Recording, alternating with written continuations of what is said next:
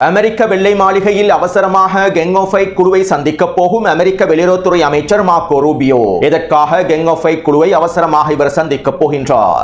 ஈரானுக்கு எதிரான தாக்குதல்கள் தொடர்பாக டொனால்ட் ட்ரம்புக்கும் அமெரிக்க இராணுவ கூட்டு தலைமை அதிகாரிக்கும் இடையில் ஏற்பட்டிருக்கக்கூடிய பிளவுகளும், இவை தொடர்பாக டொனால்ட் ட்ரம்ப் வெளியிட்டிருக்கக்கூடிய கருத்துக்களும், இதற்கு பின்னால் இருக்கக்கூடிய உண்மைகளும், ஒரு மிகப்பெரிய தடுமாற்றத்திற்குள் சிக்கிக் கொண்டிருக்கக்கூடிய அமெரிக்க இராணுவமும், இந்த தடுமாற்றத்தால் ஈரானுக்கு கிடைக்கப் போகும் சிறந்த வாய்ப்பும், மிகப்பெரிய போர்ப்படையுடன் விமானப்படையுடன் B-52 போம்பர் விமானங்களுடன் தயார் நிலையில் வைக்கப்பட்டிருக்கக்கூடிய டியாகோ கிராஷியோ தீவில் இருக்கக்கூடிய அமெரிக்க இராணுவ கட்டளை தளமும் ஈரானுக்கு எதிரான தாக்குதல்களுக்காக அமெரிக்காவுக்கும் நேட்டோவுக்கும் முழுமையான ஆதரவை வழங்கி வரக்கூடிய துரோகி அர்துகானும், குர்திஸ்தான் எல்லை பிரதேசத்தில் அவசரமாக மிகப்பெரிய சுவரை அமைத்து வரும் ஈரானும், குவிக்கப்பட்டிருக்கக்கூடிய அதிகளவான படைப்பிரிவுகளும், ஈராக் எதிர்ப்பு குழுக்கள் குர்திஸ்தான் பயங்கரவாதிகளுக்கு எதிராக வெளியேற்றிருக்கக்கூடிய எச்சரிக்கைகளும், ஈரான் இஸ்லாமிய குடியரசுக்கு ஆதரவாக தொடர்ச்சியாக நடைபெற்று வரக்கூடிய பல்கலைக்கழக மாணவர்களின் பேரணிகளும், இஸ்ஃபஹான் பிரதேசத்தில் விபத்துக்குள்ளான ஈரானிய ஹெலிகாப்டரும்,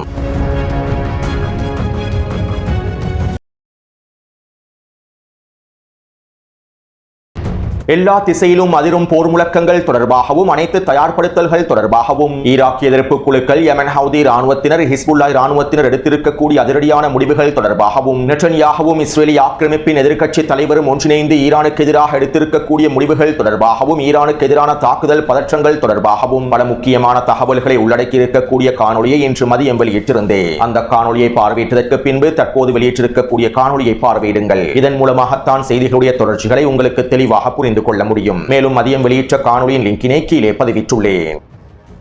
இன்று அதிகாலை இஸ்ஃபஹான் பிரதேசத்திலே மேற்கொள்ளப்பட்ட வான்படை பயிற்சிகளின் போது ஹெலிகாப்டர் ஒன்று விபத்துக்குள்ளாகி இருந்தது. குறித்த ஹெலிகாப்டரில் இடம்பெற்றிருக்கக்கூடிய தொழில்நுட்ப கோளாறு காரணமாகவே இந்த விபத்து நிகழ்ந்துள்ளது. மேலும் இந்த விபத்திலே 2 விமானிகளும் உயிரிழந்துள்ளார்கள். மேலும் குறித்த ஹெலிகாப்டர் ஆனது வியாபார தொகுதி ஒன்றின் மீது விழுந்ததனால் குறித்த பகுதியில் இருக்கக்கூடிய 2 பொதுமக்களும் கொல்லப்பட்டுள்ளார்கள். கடந்த ஒரு வாரமாக ஈரானினுடைய வான்படையினர் தொடர்ச்சியான பயிற்சிகளை மேற்கொண்டு வருகின்றார்கள். ஈரானின் பல பிரதேசங்களிலும் பரவலாக பயிற்சிகள் நடைபெற்று வருகின்றன. மேலும் இந்த அவசர பயிற்சிகளின் போது இவ்வாறான விபத்துக்கள் ஏற்படுவது சகஜமானதாகும். இதற்கமைவாகவே கடந்த ஒரு வாரத்திற்குள் மாத்திரம் 2 விபத்துக்கள் பதிவாகியுள்ளன. அடுத்து கடந்த 3 தினங்களுக்கு முன்பு ஈரானிய பல்கலைக்கழக மாணவர்களை பயன்படுத்தி ஈரானின் பல்கலைக்கழகங்களில் இருக்கக்கூடிய மூளை செலவை செய்யப்பட்ட கோமாளி பஹலவியினுடைய ஆதரவாளர்கள் இந்த ஆர்ப்பாட்டங்களை மேற்கொண்டிருந்தார்கள். மேலும் இந்த சந்தர்ப்பத்திலே ஈரானிய பல்கலைக்கழகங்களில் இருக்கக்கூடிய ஈரான் இஸ்லாமிய குடியரசுக்கு ஆதரவான ஆயிரக்கணக்கான பல்கலைக்கழக மாணவர்களும் ஈரான் இஸ்லாமிய குடியரசுக்கான ஆதரவை வெளிப்படுத்தும் நோக்கத்தோடு ஆர்ப்பாட்டங்களையும் பேரணிகளையும் மேற்கொண்டிருந்தார்கள். மேலும் இரு குழுக்களுக்கும் இடையிலே மோதல்களும் ஏற்பட்டிருந்தன. அத்தோடு இன்றைய தினம் ஈரானிய பல்கலைக்கழகங்களில் கோமாளி ரீசா பஹலவிக்கான ஆர்ப்பாட்டங்கள் முடிவுக்கு கொண்டு வரப்பட்டிருந்தன. ஒரு சில பல்கலைக்கழகங்களை தவிர அதிகளவான பல்கலைக்கழகங்களில் ஈரான் இஸ்லாமிய குடியரசுக்கு எதிரான ஆர்ப்பாட்டங்கள் நடைபெறவில்லை. அதே நேரம் இஸ்ஃபஹான் பிரதேசத்தில் இருக்கக்கூடிய எல்லா பல்கலைக்கழக மாணவர்களும் ஒன்றிணைந்து ஈரான் இஸ்லாமிய குடியரசுக்கு ஆதரவான பேரணிகளை மேற்கொண்டிருந்தார்கள். குறித்த பேரணிகள் தொடர்பான காணொலிகளை டெலிகிராம் சேனலில் பதிவிட்டுள்ளேன். இதே போன்று தெஹ்ரானில் இருக்கக்கூடிய பல்கலைக்கழக மாணவர்களும் ஈரான் இஸ்லாமிய குடியரசுக்கு ஆதரவான மிகப்பெரிய பேரணிகளை மேற்கொண்டு வருவதாக தெரிவிக்கப்படுகின்றது. அடுத்து ஈராக்கில் இருக்கக்கூடிய எதிர்ப்பு குழுக்கள் குர்திஸ்தான் பிரதேசத்தில் இருக்கக்கூடிய பிரிவினைவாதிகளுக்கும் பயங்கரவாதிகளுக்கும் எதிராக இறுதி எச்சரிக்கைகளை வெளியிட்டுள்ளார்கள். ஈராக்கின் குர்திஸ்தான் பிரதேசத்தில் இருக்கக்கூடிய ஈரான் எல்லை கர்ஹாமில் இருக்கக்கூடிய பிரிவினைவாதிகளும் பயங்கரவாதிகளும் ஒன்றிணைந்து ஒரு கூட்டணி ஒன்றை அமைத்திருந்தார்கள். மேலும் இதன் மூலமாக ஈரானுக்கு எதிரான போரையும் அறிவித்திருந்தார்கள். அமெரிக்கா ஈரானுக்கு எதிரான தாக்குதல்களை மேற்கொண்டதற்கு பின்பு ஈரானின் வடமேற்கு மற்றும் மேற்கு பிரதேசங்களை முழுமையாக கைப்பற்றி குர்திஸ்தான் நாடாக அறிவிக்கப் போவதாகவும் இதற்கான தயார்படுத்தல்களை மேற்கொண்டு வருவதாகவும் தெரிவித்திருந்தார்கள். நேற்றைய காணொலியிலும் இவை தொடர்பான பல முக்கியமான தகவல்களை பதிவிட்டிருந்தேன். இப்படியான நிலைமையிலேயே தற்போது ஈராக்கிய எதிர்ப்பு குழுக்கள் குர்திஸ்தான் பயங்கரவாதிகளுக்கும் பிரிவினைவாதிகளுக்கும் எதிராக இறுதி எச்சரிக்கைகளை வெளியிட்டுள்ளார்கள். குர்திஸ்தான் எல்லை பிரதேசத்தின் ஊடாக ஈரானுக்கு எதிரான தரைவழி தாக்குதல்களை நீங்கள் ஆரம்பித்தால் நாங்கள் உங்களுக்கு எதிரான குர்திஸ்தான் பிரதேசத்திற்கு எதிரான தரைவழி தாக்குதலை ஆரம்பிப்போம் என்றும் குர்திஸ்தானினுடைய மிக முக்கியமான தளங்களை இலக்கு வைத்தும் தாக்குதல்களை மேற்கொள்வோம் என்றும் ஈராக்கிய எதிர்ப்பு குழுக்கள் எச்சரிக்கைகளையும் மிரட்டல்களையும் வெளியிட்டுள்ளார்கள். அத்தோடு வடகிழக்கு சிரியாவிலிருந்து வெளியேறி இருக்கக்கூடிய ஒட்டுமொத்த அமெரிக்க படைகளும் தற்போது ஈராக்கின் குர்திஸ்தான் பிரதேசத்திலேயே நிலை கொண்டுள்ளார்கள். மேலும் குர்திஸ்தான் பிரதேசத்தில் இருக்கக்கூடிய அமெரிக்க ராணுவ கட்டளை தளங்களில் வழக்கத்திற்கு மாற்றமான சில செயற்பாடுகள் நடைபெற்று வருவதாகவும் அமெரிக்க ராணுவத்தின் தலைமைக்கு கீழால் பல அணிதிரட்டல்கள் மேற்கொள்ளப்பட்டு வருவதாகவும் ஈராக்கிய ஆய்வாளர்கள் தெரிவித்துள்ளார்கள். குர்திஸ்தான் பிரிவினைவாதிகளை தயார்படுத்துவதற்கான வேலை திட்டங்களையே அமெரிக்க ராணுவம் மேற்கொண்டு வருவதாகவும் வடகிழக்கு சிரியாவிலிருந்து வெளியேறி இருக்கக்கூடிய குர்திஷ் படைப்பிரிவுகளை முழுமையாக ஈரானுக்கு எதிராக களமிறக்குவதற்கு திட்டமிட்டு வருவதாகவும் தெரிவிக்கப்படுகின்றது. மேலும் இந்த சந்தர்ப்பத்திலே குர்திஸ்தான் பிரதேசத்தில் இருக்கக்கூடிய அமெரிக்க ராணுவ கட்டளை தளங்களை இலக்கு வைத்தும் ஈராக்கிய எதிர்ப்பு குழுக்கள் உச்ச தாக்குதல்களை மேற்கொள்வதற்கு தயாராகி வருவதாக குறிப்பிடப்படுகின்றது. அடுத்து ஈரானிய இராணுவம் குர்திஸ்தான் எல்லை பிரதேசத்திற்கு அருகாமையில் 10 கிலோமீட்டர் நீளத்திற்கும் 2 மீட்டர் உயரத்திற்கும் மிகப்பெரிய சுவரை அமைத்து வருகின்றது. குறித்த எல்லை பிரதேசத்தில் இருக்கக்கூடிய முக்கியமான பகுதிகள் அனைத்திலும் குறித்த சுவரானது அமைக்கப்பட்டு விட்டது. தற்போது 10% சுவர் மாத்திரமே எஞ்சியுள்ளன. குர்திஸ்தான் எல்லை பிரதேசத்தினூடாக பிரிவினைவாதிகளும் பயங்கரவாதிகளும் தரைவழி தாக்குதலை மேற்கொள்வதனை முறியடிக்கும் நோக்கத்தோடும் எல்லை பிரதேசத்தினுடைய பாதுகாப்பை அதிகரிக்கும் நோக்கத்தோடுமே ஈரானிய இராணுவம் அவசரமாக இந்த சுவரை அமைக்கக்கூடிய வேலை திட்டங்களை முடித்து வருவதாக தெரிவிக்கப்படுகின்றது. அது மட்டுமல்லாமல் குர்திஸ்தான் எல்லை பிரதேசத்திலே ஈரானினுடைய ரகசிய படை பிரிவுகளும் அதிகளவான இராணுவமும் குவிக்கப்பட்டுள்ளதாக தெரிவிக்கப்படுகின்றது. அமெரிக்காவுடனான போரின் போது குர்திஸ்தான் எல்லை பிரதேசத்தினூடாக தரைவழி தாக்குதல்கள் ஆரம்பிக்கப்பட்டால் அவர்களுக்கு உச்ச பதிலடிகளை வழங்குவதற்கு ஈரானிய இராணுவம் முழுமையாக தயார் நிலையில் இருப்பதாக தெரிவிக்கப்படுகின்றது. அடுத்து அமெரிக்காவின் அதிநவீன மிக முக்கியமான கண்காணிப்பு உளவு விமானமான E-3A அவாக்ஸ் விமானங்கள் தற்போது ஈரானை கண்காணிப்பதற்காக முழுமையாக களமிறக்கப்பட்டுள்ளன. கடந்த 24 மணித்தியாலங்களுக்குள் 3 விமானங்கள் இவ்வாறு களமிறக்கப்பட்டுள்ளன. ஈரானினுடைய வடக்கு, மேற்கு மற்றும் தெற்கு பிரதேசங்களை முழுமையாக கண்காணிப்பதற்காகவும் ஈரானிய இராணுவம் தொடர்பான உளவு தகவல்களை பெற்றுக் கொள்வதற்காகவுமே குறித்த விமானங்கள் களமிறக்கப்பட்டுள்ளன. அத்தோடு இந்த அதிநவீன ராடர் கருவிகளை கொண்டிருக்கக்கூடிய இந்த விமானங்கள் துருக்கியிலே இருக்கக்கூடிய அமெரிக்க இராணுவ கட்டளை தளத்திலிருந்தே களமிறக்கப்பட்டுள்ளன. ஈரானுக்கு எதிரான தாக்குதல்களை மேற்கொள்ளும் போது ஈரானினுடைய வடமேற்கு மற்றும் வடக்கு பிரதேசத்தினூடாகவே தாக்குதல்களை மேற்கொள்ள அமெரிக்கா முயற்சி செய்யும். 12 நாள் போரின் போதும் அமெரிக்காவும் இஸ்ரேல் ஆக்கிரமிப்பும் ஈரானின் வடக்கு மற்றும் வடமேற்கு பிரதேசத்தினூடாகவே ஈரானுக்கு எதிரான வான்வழி தாக்குதல்களை ஆரம்பித்திருந்தன. எனவே தற்போது ஈரானின் வடக்கு மற்றும் வடமேற்கு பிரதேசத்தினூடாக வான்வழி தாக்குதல்களை ஆரம்பிப்பதற்கு துருக்கி மற்றும் அசர்பைஜானினுடைய எல்லை பிரதேசங்கள் அமெரிக்காவுக்கு மிக முக்கியமானதாகும். இதற்கமைவாகவே தற்போது துருக்கியில் இருக்கக்கூடிய அமெரிக்க இராணுவ கட்டளை தளத்தில் அமெரிக்கா அதிகளவான கண்காணிப்பு விமானங்களையும் போர் விமானங்களையும் களமிறக்கியுள்ளது. ஈரானுக்கு எதிரான தாக்குதல்களை மேற்கொள்வதற்காக துருக்கியில் இருக்கக்கூடிய அமெரிக்க விமான கட்டளை தளங்கள் முழுமையாக தயார் நிலையில் இருக்கின்றன.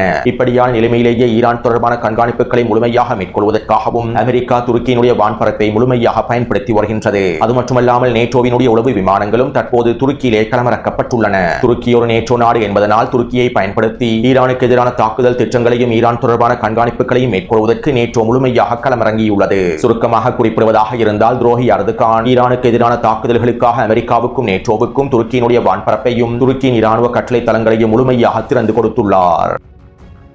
அடுத்து நேற்றிரவு ஜப்பானில் இருக்கக்கூடிய அமெரிக்காவினுடைய விமான படைகளும் போர் விமானங்களும் டியாகோ கிராஷியோ தீவை நோக்கி நகர்த்தப்பட்டுள்ளன. கிட்டத்தட்ட ஜப்பானில் இருக்கக்கூடிய அமெரிக்காவினுடைய 6 போர் படை பிரிவுகளும் போர் விமானங்களும் முழுமையாக டியாகோ கிராஷியோ தீவை நோக்கி நகர்த்தப்பட்டிருப்பதாக தெரிவிக்கப்படுகின்றது. மேலும் தென்கொரியாவில் இருக்கக்கூடிய அமெரிக்க இராணுவ கட்டளை தளத்திலிருந்தும் அமெரிக்காவினுடைய போர் விமானங்களும் போர் படை பிரிவுகளும் தற்போது டியாகோ கிராஷியோ தீவை நோக்கி நகர்த்தப்பட்டிருப்பதாக தெரிவிக்கப்படுகின்றது. ஏற்கனவே டியாகோ கிராஷியோ தீவில் B-52 போம்பர் போர் விமானங்கள் தயார் நிலையில் இருக்கின்றன. மேலும் இந்த போம்பர் போர் விமானங்களுக்கு ஆதரவாகவே தற்போது மிகப்பெரிய வான்படையையும் அமெரிக்கா டியாகோ கிராஷியோ தீவிலே களமிறக்கியுள்ளது.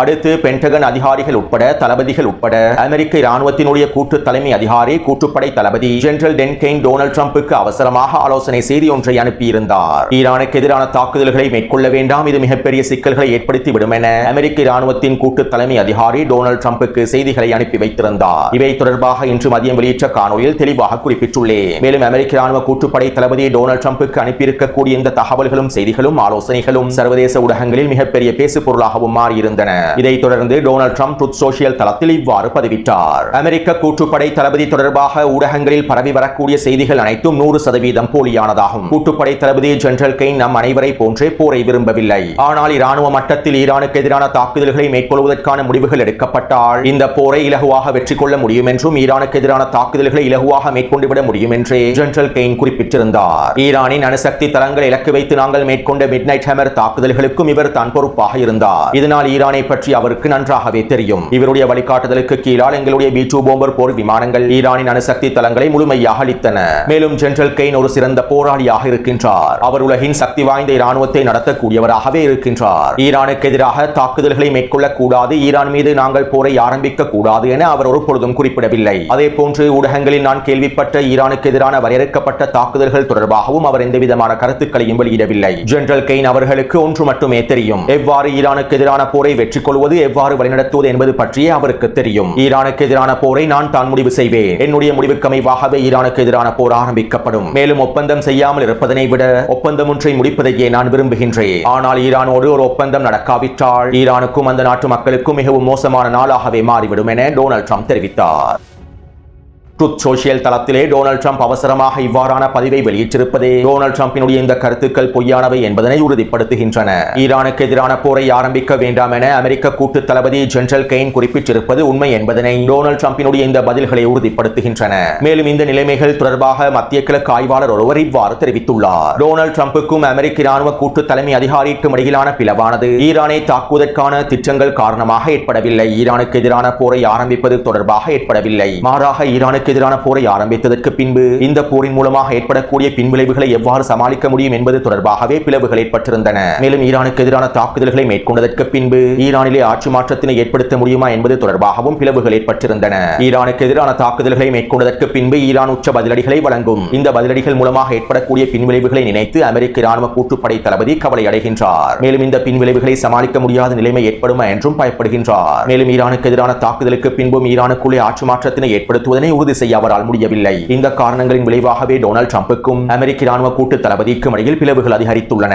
ஈரானுக்கு எதிரான போரை ஆரம்பித்ததற்கு பின்பு அமெரிக்கா மிகப்பெரிய சூழலுக்குள் சிக்கிக்கொள்ளும் என்பதனையே அதிகளவான பென்டகன் அதிகாரிகளும் எதிர்பார்க்கின்றார்கள். இதற்காக பயப்படுகின்றார்கள் என குறித்த மத்திய கிழக்கு ஆய்வாளர் தெரிவித்துள்ளார்.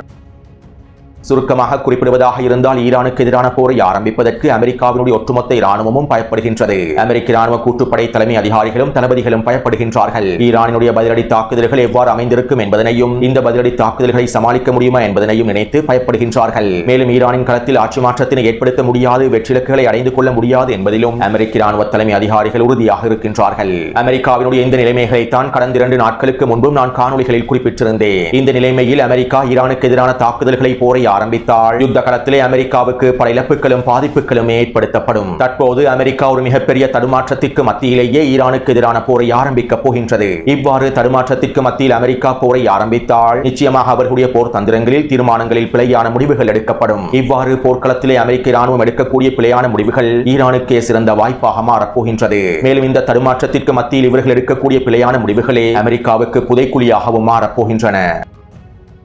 அடுத்து இன்றிரவு அமெரிக்க வெளியுறவுத்துறை அமைச்சர் மார்க்கோ ரூபியோ அவசரமாக வெள்ளை மாளிகையில் கேங் ஆஃப் 8 குழுவை சந்திக்க போகின்றார். இந்த கேங் ஆஃப் 8 குழுவானது அமெரிக்க காங்கிரஸ் சபையில் இருக்கக்கூடிய மிக முக்கியமான குழுவாகும். இந்த கேங் ஆஃப் 8 குழுவிலே 8 பேர் இருக்கின்றார்கள், 8 தலைமைகள் இருக்கின்றார்கள். காங்கிரசின் பெரும்பான்மை மற்றும் சிறுபான்மை தலைவர்களும் உளவுத்துறையோடு சம்பந்தப்பட்டிருக்கக்கூடிய 2 தலைவர்களும் ஏனைய தரவரிசை தலைவர்களும் இருக்கின்றார்கள். பதற்றமான சூழ்நிலையின் போது தாக்குதல்களை மேற்கொள்வதற்கு முன்பு, போரொன்றை ஆரம்பிப்பதற்கு முன்பு, அமெரிக்க ராணுவத்தின் மிகப்பெரிய நடவடிக்கைகள் ஆரம்பிக்கப்படுவதற்கு முன்பு இவ்வாறு கேங் ஆஃப் 8 குழுவை சந்தித்து குறித்த தாக்குதல் திட்டங்கள் தொடர்பான அனைத்து விதமான வேலை திட்டங்களையும் முன்வைக்க வேண்டும். வெனிசுவேலாவுக்கு எதிரான தாக்குதல்களை ஆரம்பிப்பதற்கு முன்பும் இவ்வாறு தான் மார்க்கோ ரூபியோ வெனிசுவேலாவின் தாக்குதல் திட்டங்கள் அனைத்தையும் இந்த 8 பேர் கொண்ட குழுவிடம் சமர்ப்பித்திருந்தார். எனவே தற்போதும் ஈரானுக்கு எதிரான போர் தொடர்பான முக்கியமான ஆவணங்களையும் உளவு தகவல்களையும் அமெரிக்க இராணுவம் மேற்கொள்ளப் போகின்ற தாக்குதல் திட்டங்களையும் மார்க்கோ ரூபியோ இந்த 8 பேர் கொண்ட குழுவில் சமர்ப்பிக்க போகின்றார். மேலும் இது ஈரானுக்கு எதிரான அமெரிக்காவினுடைய போரை உறுதிப்படுத்துகின்றது.